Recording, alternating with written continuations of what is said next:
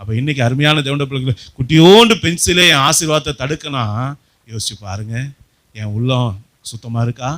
என் கண்ணு சரியானதை பார்க்குதா? நம்மளாம் ஃபோன் வச்சுருக்கோம், டிவி வச்சுருக்கோம், 4 பேரோட பழகுறோம், 4 இடத்துக்கு போகிறோம். என் கண்ணு கரெக்டானதை பார்க்குதாங்க? என் சிந்தை கரெக்டாக சிந்திக்குதாங்க? யோசனை பண்ணி பாருங்க. அப்போ இன்னைக்கு நமக்குள்ள கை சுத்தமாக இருந்தால் பாவம் செய்ய மாட்டோம். பாவ சிந்தனை கூட நம்ம கூட வராது. அல்லேலூயா.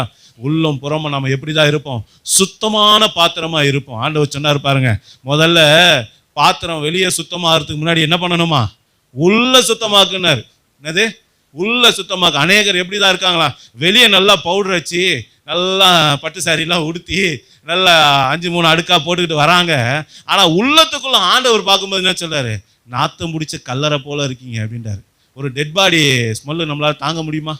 யோசனை பண்ணி பாருங்க. 4 நாள் ஆன லாசருடைய உடம்பு குறித்து தங்கச்சி, சொந்த தங்கச்சி என்ன சொன்னாங்க? நாருமேன்னு சொன்னாங்க. நல்லா கவனிங்க. ஆனால் ஆண்டவர் சொல்றாரு, இன்னைக்கு அநேக தேவனுடைய பிள்ளைகளோட வாழ்க்கை எப்படி தான் இருக்கா?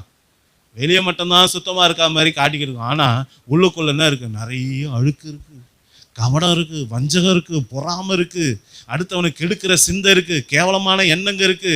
யோசிச்சு பாருங்க ஐயா, யோசிச்சு பாருங்க. கர்த்தர் இதை விரும்புவாரா? அப்போ இன்னைக்கு நம்மக்கிட்ட என் கை சுத்தமாக இருந்தால் நான் அடுத்தவன் பொருளுக்கு ஆசைப்பட மாட்டேன். ஒரு தேவனுடைய பிள்ளைக்கு விரோதமாக நான் எழும்ப மாட்டேன். அல்லேலூயா. இதுதான் முதல் அடையாளம். இரண்டாவதாக 2 சாமுவேலின் புஸ்தகம் 22ஆம் அதிகாரம் 21ஆம் வசனத்தை வாசிங்க. கர்த்தர் எனக்கு நீதிக்கு தக்கதாக எனக்கு பதில் அளித்தார். என் கைகளின் சுத்தத்துக்கு தக்கதாக எனக்கு சரி கட்டினார். என்ன சொன்னாரு? இதை சொல்றது யார் தான்? தாவீது தான். நல்லா கவனிங்க.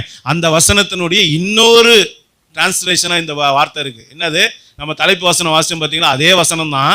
அதை இந்த இடத்துல எழுதும்போது பலன் என்ற வார்த்தைக்கு பதிலாக என்ன எழுதியிருக்காரு?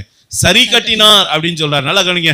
என் கை சுத்தமா இருந்தா என் கர்த்தர் என்ன பண்ணுவார்? எனக்கு சரிக்கு சரி கட்டுவார். அப்படின்னா என்ன அர்த்தம்னா, நான் இழந்தது எதுவா இருந்தாலும், என் வீட்டில இருந்து எது போயிருந்தாலும் அதை எல்லாம் எனக்கு திருப்ப கொடுத்து, நீங்க ஆங்கிலத்தில் வாசித்தீங்கன்னா என்னன்னா ரீபெய்டு. அவர் என்ன பண்ணுவார்? எனக்கு அதை திரும்ப செலுத்தினார், அப்படி திரும்ப கொடுத்தார், எனக்கு காம்பன்சேட் பண்ணார் அப்படின்னு சொல்லப்பட்டிருக்கு. ஐயா, உங்க சந்தோஷத்தை நீங்க இழந்திருந்தா ஆண்டவர் சொல்றாரு, நான் அந்த சந்தோஷத்தை திரும்ப கொடுப்பேன். எப்போ?